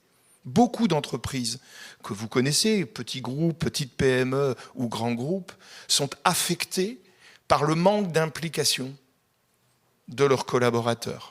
On parlait tout à l'heure des logiques de reconnaissance et j'écoutais assidûment ce que disait Christian Dutertre. Cette logique d'implication est un point faible de bon nombre d'entreprises. Donc toutes ces expériences qui sont menées, enfin c'est plus des expériences, c'est une façon de faire, qui sont réalisées par les coopératives, sont particulièrement observées par nous-mêmes, les consulaires, la CCI en particulier, mais par beaucoup d'entreprises, y compris de grands groupes, sur l'entreprise, l'économie plus conventionnelle. Donc voilà, alors on voit bien tout ce que les entreprises de l'ESS peuvent apporter aux entreprises dites économie plus conventionnelle, mais je partage quand même le point de vue, en tout cas celui qui est le mien avec vous, c'est celui que les entreprises de l'économie conventionnelle peuvent apporter aussi beaucoup de choses aux entreprises de l'économie sociale et solidaire. On en a parlé d'ailleurs, Christian Dutertre en a parlé d'ailleurs un peu tout à l'heure. Mais quand on est dans une activité de création d'entreprise, on est dans une relation de court terme avec le temps. On a des contraintes qui nous ont été exprimées, et elles sont réelles, c'est la réalité de la vie, ça, c'est le court terme, répondre tout de suite à mes exigences de court terme. Et donc, dans cette exigence-là, le fait de peut-être regarder ce qui se fait auprès des entreprises de l'économie plus conventionnelle peuvent être intéressantes. Un marché, un temps d'acquisition de marché qui devient de plus en plus long, qui est aujourd'hui plus en plus long. Des conditions d'accès accessibles quand on veut toucher le bénéficiaire de son offre, qui sont de plus en plus coûteux. Tous ces éléments-là doivent aussi faire réfléchir les entreprises de l'économie sociale et solidaire à comment je partage avec une entreprise plus structurée, plus mature, plus posée, peut-être d'ailleurs sur un acquis d'organisation, mais quand même, comment je peux, avec elle, aller plus vite pour conquérir mon marché, pour aller plus vite pour toucher à ma cible. Voilà, donc moi, mon propos, en tout cas, la question que je me suis posée et que je vous ai donnée tout à l'heure est: faut-il renforcer les collaborations entre cette économie sociale et solidaire et cette économie conventionnelle? Ma réponse, vous l'avez, c'est oui, bien sûr. Il faut le faire. C'est déjà démarré. Il y a déjà des expériences et il faut impérativement le confirmer et le consolider. Voilà. Merci.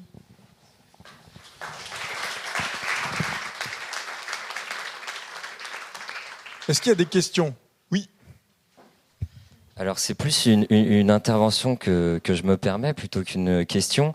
C'est par rapport à la sémantique. On parle d'entreprises conventionnelles et d'entreprises d'économie sociale et solidaire. Donc vous parlez d'économie conventionnelle et d'économie sociale et solidaire. Selon moi, c'est quelque chose qu'il faut faire évoluer, puisque du coup, en adoptant cette sémantique-là, selon moi, on pose aussi une opposition comme quoi les entreprises, comme si l'économie conventionnelle était opposée au social et au solidaire. Selon moi, et il me semble que l'origine du mot économie, c'est la bonne gestion du foyer, je crois qu'il y a dans l'économie quelque chose de profondément social et solidaire. Voilà, les dérives. Alors maintenant, est-ce que l'économie conventionnelle représente des dérives économiques et que finalement, aujourd'hui, les acteurs de l'économie sociale et solidaire représentent un rééquilibre de l'économie? Enfin, voilà. Alors c'était pas une question, mais c'était une intervention, et je rebondis sur votre intervention. Vous avez complètement raison. D'ailleurs, c'était très compliqué, je vous le dis clairement, pour moi, de dire comment je vais situer ces deux acteurs. Je l'ai fait volontairement avec ces termes-là pour les poser dans votre esprit de façon très précise. Mais je vous rejoins. Il y a peut-être pas autant d'éléments conventionnels dans l'économie dite conventionnelle, et peut-être aussi plus d'éléments conventionnels dans l'économie dite économie sociale et solidaire. Donc on pourrait en débattre, mais en tout cas là je l'ai fait volontairement pour fixer les esprits sur ces deux économies, mais je vous rejoins. Oui, y a-t-il des réflexions au niveau de la CCI pour aider les entreprises, alors de ce que vous appelez un peu traditionnel, moi je dirais, pour les aider à passer quelquefois d'une économie de la production à une économie du service, c'est-à-dire à une économie de la fonctionnalité qui remplacerait des biens destructibles par aussi des services qui seraient un peu plus pérennes. Il y a des travaux qui sont en cours, qui ont eu lieu et qui auront lieu sur ce sujet. On en parlait avec Christian Dutertre avant cette conférence. Il y a des entreprises qui sont très engagées, ou en tout cas qui se préparent à changer ces modèles. Maintenant, je l'ai dit tout à l'heure, les entreprises, et ça a été dit d'ailleurs aussi tout à l'heure, les entreprises sont dans cette espèce de course effrénée au court terme. Ce temps réflectif qui était proposé, j'aimais bien cette notion de 20% parce qu'elle nous fixe d'ailleurs, elle nous a interpellés. Mais aujourd'hui, les entreprises accordent trop peu de temps à ces réflexions de passer d'un modèle à un autre. Pourquoi elles ont très peu de temps? Mais parce qu'elles sont contraintes au quotidien. Elles sont contraintes au quotidien par un maximum d'acteurs, une foultitude d'acteurs qui les obligent à répondre à leurs engagements immédiats. Pour autant, il y a des think tanks, il y a des personnes comme Christian Dutertre qui aident des grandes entreprises à prendre ce temps, à réfléchir, à peut-être en gagner parce qu'ils ont fait des réflexions, ils ont fait des recherches préalables et à gagner du temps sur leurs propres décisions. C'est déjà engagé. Je parlais d'IDEA tout à l'heure, alors c'est peut-être un mauvais exemple, mais pour moi c'en est un bon. Voilà, je sais que la SNAT réfléchit sur ces sujets-là et plein d'autres entreprises réfléchissent à ces sujets-là. Pour autant, les choses ne se voient pas, mais se travaillent. Alors d'autres réactions? Tout le monde a soif là, hein, c'est ça? Ouais. Ah, il y a quand même une question. Vous avez parlé à un moment mentionné l'auto-entrepreneuriat, donc comme quelque chose de dynamique, de productif. Mais est-ce que dans vos analyses, vous avez le retour de personnes qui ont eu la nécessité de passer à l'auto-entrepreneuriat pour des raisons de précarité dans leur filiale? Alors là, vous abordez un sujet qui mériterait un autre débat et certainement prendre du temps sur la création d'entreprises par opportunité ou par contrainte.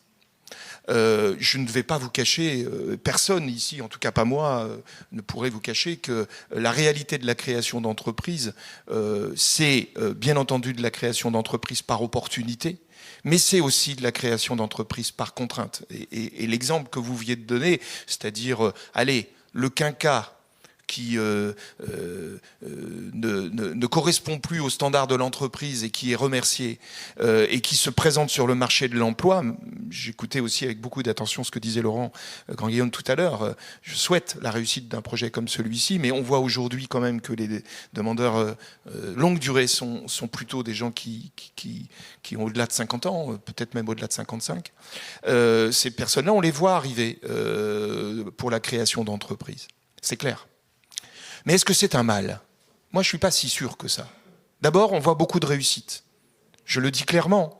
C'est sûr que nous sommes le premier département de cabinet conseil ici. Alors quelqu'un qui vient me voir et qui me dit je veux créer un énième cabinet conseil parce que j'ai bossé dans l'industrie, je vais plutôt lui dire regarde si tu ne peux pas faire autre chose.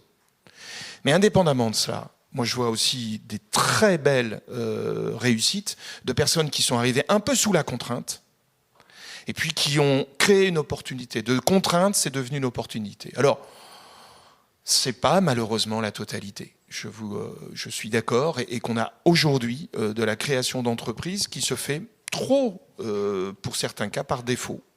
Notre rôle à nous, en tout cas ceux, et pas que moi, hein, les réseaux d'accompagnement, c'est de créer d'une contrainte une opportunité. C'est compliqué, c'est aussi dans la tête de la personne, c'est aussi des réalités de marché, c'est très complexe, mais ça arrive.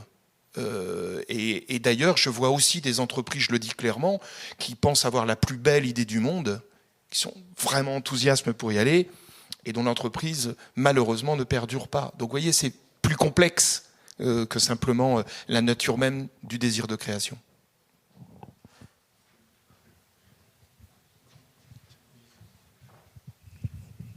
Oui, c'était pour rebondir sur la contrainte, et ça fait un peu boucle sur la transformation du travail et le monde de l'entreprise. C'est qu'aujourd'hui, la contrainte, c'est pas forcément une recherche d'emploi, c'est la contrainte, c'est je ne trouve pas l'emploi qui me convient dans le monde de l'entreprise. Et la seule solution que j'ai, c'est de créer mon entreprise. Et du coup, c'est mine de rien quand même une contrainte.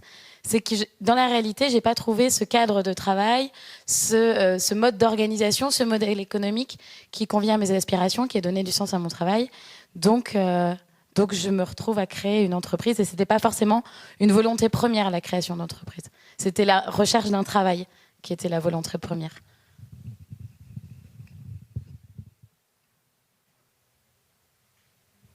D'autres contributions? Moi j'ai une question, bonjour, sur je voulais savoir ce que vous pensiez des modèles dont on entend beaucoup parler, qui fleurissent sur les territoires, comme la Louve à Paris, Scopelli ici, et puis plein d'autres qui se développent ailleurs. C'est pour qui? C'est plutôt Christian Dutertre. Peut-être plus largement, puisqu'on arrive vers... enfin, tu voulais répondre? Ouais, plus largement, pour répondre à cette question-là, ce qui sera intéressant, c'est que vous puissiez, en conclusion, nous dire un peu, au regard des questions qui ont été posées, et puis justement de l'enjeu de coopération qui est posé entre cette économie, entre guillemets, conventionnelle pour le coup, et puis économie sociale et solidaire. Et est-ce que justement les modèles de pôles territoriaux de coopération économique peuvent répondre évidemment à ces questionnements-là? Si je peux me permettre, je pense qu'il y a un peu une confusion entre les questions d'économie qui seraient conventionnelles ou d'économie qui serait économie sociale et solidaire. L'économie, c'est l'économie. C'est-à-dire que les entreprises, quel que soit le statut, sont confrontées à une situation économique. Et celle-là, elle est partagée par des entreprises qui ont des systèmes de gouvernance et des statuts qui ne sont pas les mêmes, avec des atouts et des faiblesses selon les différents statuts qui sont utilisés, et donc le système de gouvernance qui est derrière. Donc, je pense qu'il ne faut pas mélanger la question des statuts. Alors, évidemment, là, par contre, il y a une différence entre les entreprises qui relèvent de l'économie sociale et solidaire, parce qu'à travers les statuts, il y a une recherche particulière de gouvernance spécifique. Et puis, la question bon, là, il y a une différence avec ce qu'on appelle les entreprises dites traditionnelles, c'est-à-dire les entreprises qui ont un capital avec une forme de gouvernance très liée à l'activité privée du capital, à l'actionnariat de l'entreprise. Là, il y a des différences. C'est absolument indéniable.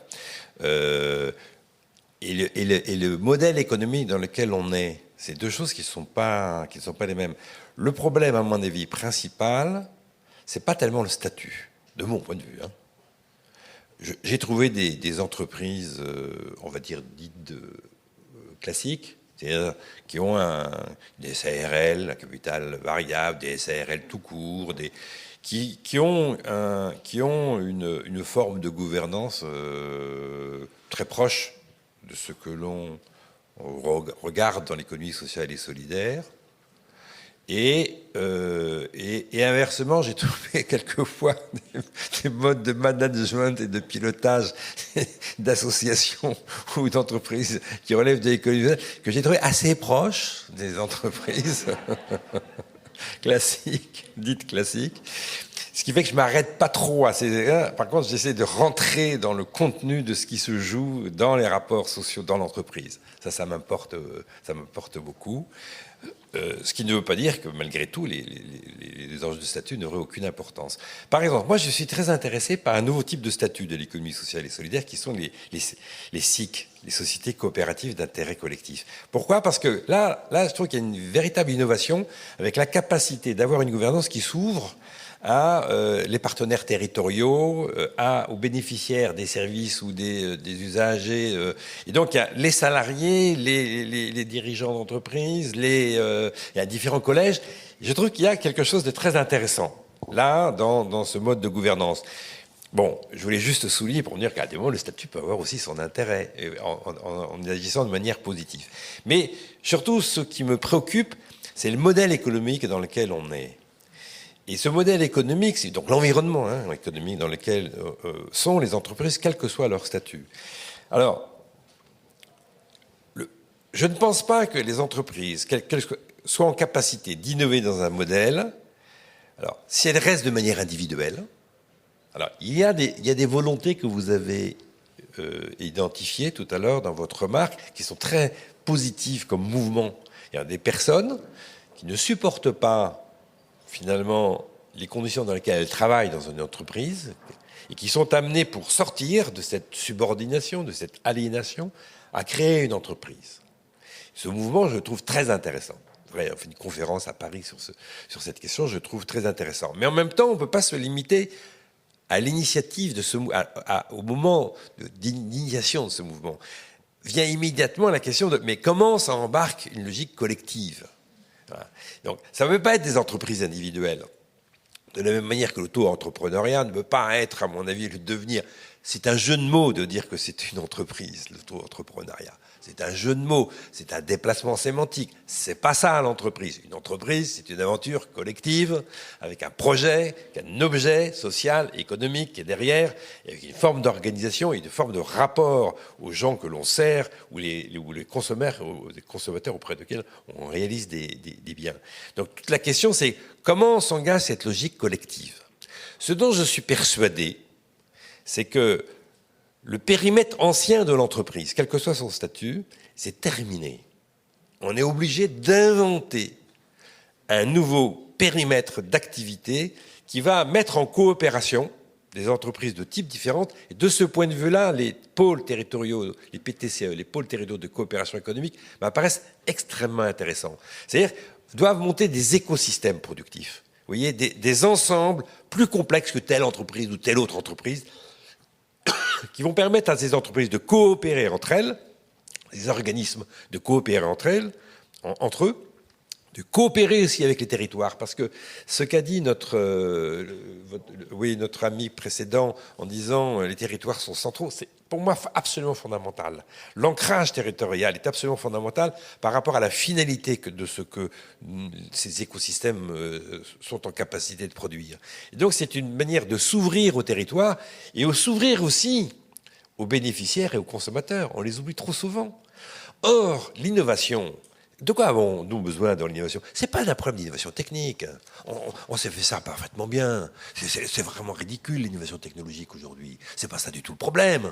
C'est absolument pas ça le problème, l'innovation technologique. Le problème central, c'est la capacité d'innover du point de vue de la pertinence de ce que nous réalisons, que les organismes ou les entreprises mettent en œuvre par rapport aux attentes des territoires ou des ménages. C'est ça la question, la pertinence par rapport à ces attentes. Mais ces attentes, encore faut-il qu'elles s'expriment, qu'elles trouvent des lieux dans lesquels la coopération est établie, ce que j'appelle la coopération transverse. Encore faut-il qu'elles s'organisent, la compréhension de ces attentes. Et c'est du boulot d'entendre les personnes et de comprendre leurs attentes, parce que c'est des choses qui sont en train d'émerger. Et de ce point de vue-là, l'entreprise de type ancienne, quel que soit son statut, pour moi, c'est du passé. Pour moi, ce qu'il faut, c'est envisager des écosystèmes coopératifs, par exemple les PTCE, qui permettent à un groupe d'entreprises de coopérer en lien avec les territoires et en lien avec les ménages ou les entreprises qui bénéficient de ces services. C'est ça le devenir. Dépassons le cadre de l'entreprise. Et alors, nous serons en capacité de donner une nouvelle perspective au travail. Eh bien, merci. C'est une super conclusion.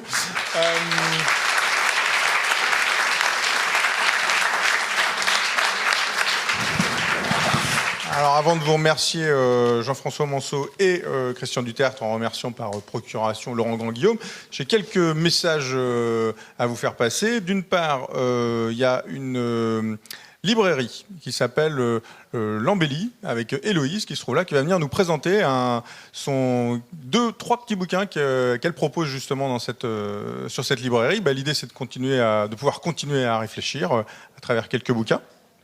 Alors, vas-y, dis-nous. Alors bonjour à tous.